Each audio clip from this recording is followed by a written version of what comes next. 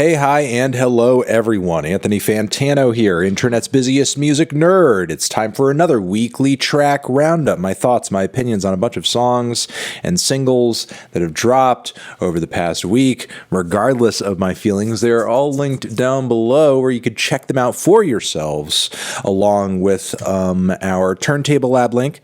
That's down there. We get kickback from it. And yeah, it's a cool website where you can get vinyl or turntable stuff. Just peep it for yourself. Also, our Patreon page is down below if you want to support us and get some extra bonus monthly content in the process. And also shout out to our continued sponsor, good people over at The Ridge. Promo code MELON, 10% off that order. And everything that you spend now until September 30th puts you in the running for a Ford freaking Bronco that they are giving away over there, which is pretty cool, pretty exciting. You know, check out their site, look up the sweepstakes, and yeah, get yourself a goddamn wallet if you're so interested in doing so. All right, worst tracks of the week.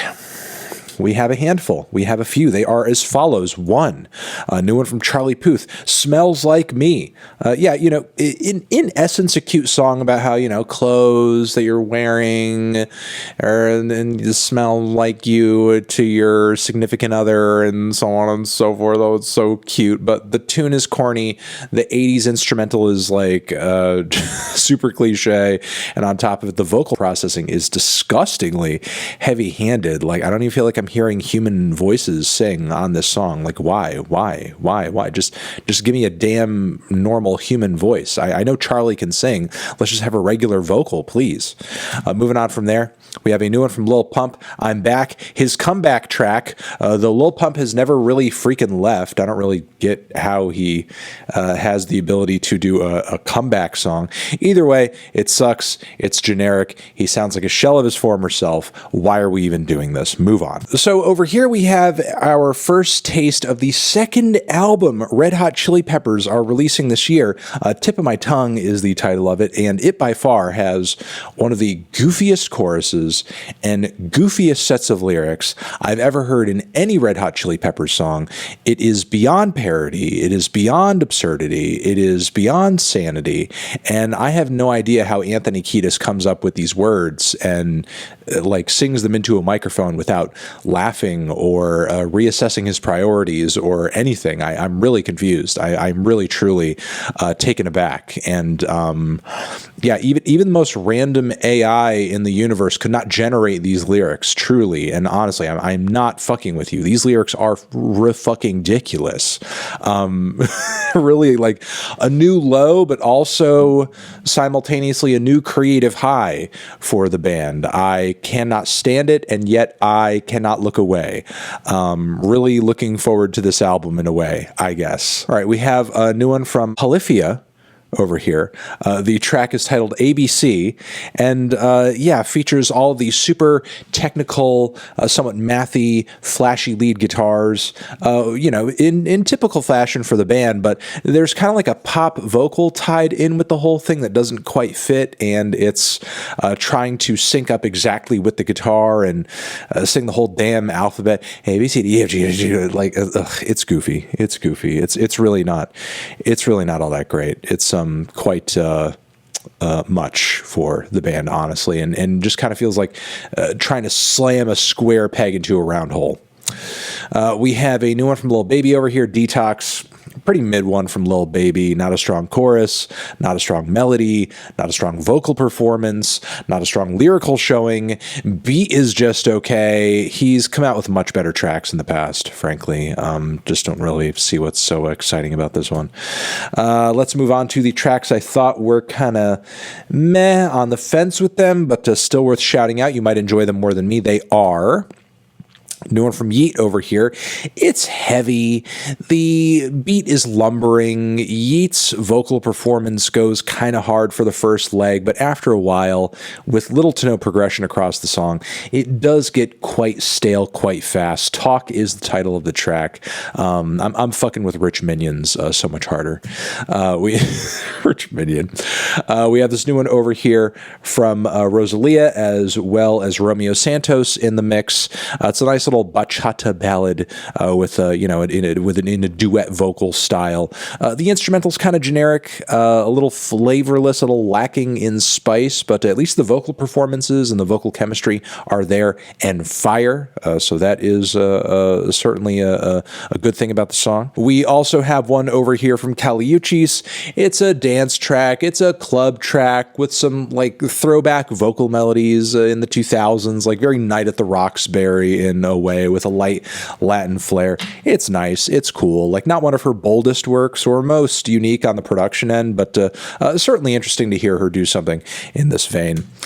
We have a new one from Freddie Gibbs over here as well. Moneybagg Yo in the mix. Too Much is the title, and honestly, I feel like this track, while titled Too Much, is not enough. It's a bit of a generic trap track with no standout refrains. The chorus falls flat. The Moneybagg Yo feature is okay. I guess it's in line with something in this style. And, it does show Freddie's versatility. I mean, we've known for a while that he can operate effectively over a song like this, on a track like this, but lyrically, are moments like this track where he shines the most? Not really, truly not, but new album on the way, Soul sold separately. Still looking forward to it and seeing what happens on that. We have a new one over here from Courting titled Jumper. Bit of a lad rock track that sounds very 90s. Definitely not one of my favorite songs from the band, though they do kind of strike that vintage vibe pretty accurately, I suppose. We have a new one over here as well from the Arctic Monkeys. There'd Better Be a Mirrorball. Seems like the band is still very much in that moody, theatrical, slow-paced, loungy kind of, energy that they were on with their last full-length album. Not particularly crazy about it myself. I mean, there is a sort of elegance to it, an extravagance to it that I think is cool and I respect, but, is the tune going off here for me? Is the momentum of this track going off here more for me? And not really. It's really sort of a bore, even if there are elements of it that I think are kind of interesting. We've also got one from Pink Siifu featuring Boldy, James, Real Bad Man on production. There are some great things about this cut. Beat is solid. The Boldy James feature on the back end sees Boldy a little more awake and aggressive than we usually hear him. It's Pink Siifu who is a bit of a snoozer on the track, unfortunately. Everything else about the song, while generally it is subtle and that sound is cool, punches. It punches. But Pink Siifu is really I think a little too laid back on this one, frankly. Even though that typically is his vibe, I feel like this is too straightforward of a track to come across as low-key and as subtle as he does here. We have over here also the 1975 with a cute little tune.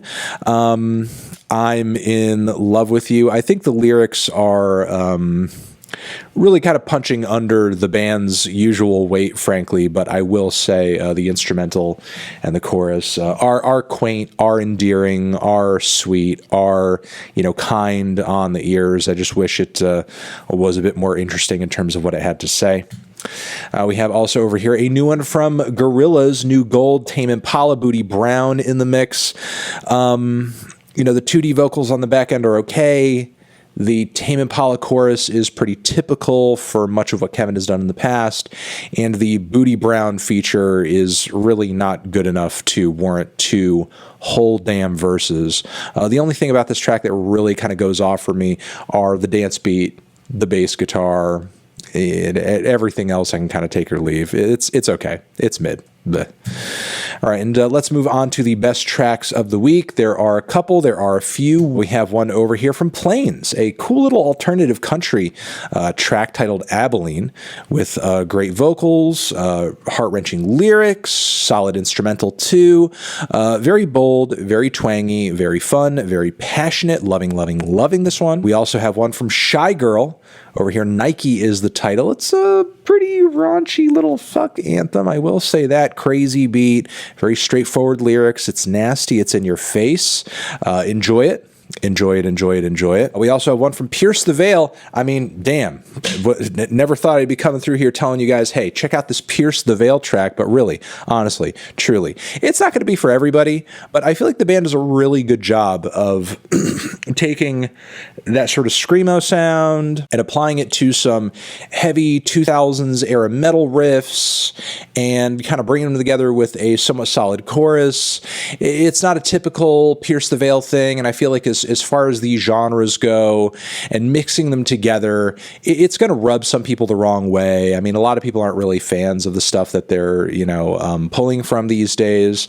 But as far as like a combination, a tasteful combination of these sounds and these genres with a memorable chorus that goes pretty well, comes across pretty well. I think Pierce the Veil did it on this one, honestly. I think Pierce the Veil did it on this track. I'm enjoying it. I'm fucking with it.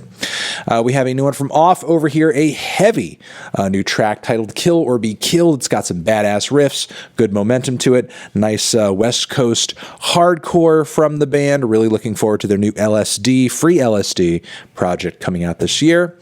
We have a new one over here from Mount Kimbie. In fact, a handful of new ones. They've actually dropped 4 new tracks in preparation for this new album cycle that they are in the midst of, or they're starting now. But this first one over here featuring slowthai and Danny Brown is great. Dom Maker in the mix as well. Great production. It's a bit of a slow burn. Danny Brown's verse on the back end is great. Slowthai on the front end is great as well. Just impressed all around, and really creative combination of ideas, musical elements as well. There's a lot of things about this track that are very unlikely in terms of the combos coming together, and yet it all works really well. Messing with it. We have one as well from Dying Fetus, Compulsion for Cruelty. Yes, just some very straightforward, good, hard-hitting, brutal, and technical death metal. Relentless, does not let up. The band sounding nasty as usual. It's been a couple of years, I believe, since the last LP they put out, and this track is pretty vile and pretty nasty, as we have come to expect from the band. We also have one over here from Crack Cloud, a Vancouver collective that I am just hearing about now. Costly Engineered Illusion is the title of this cut.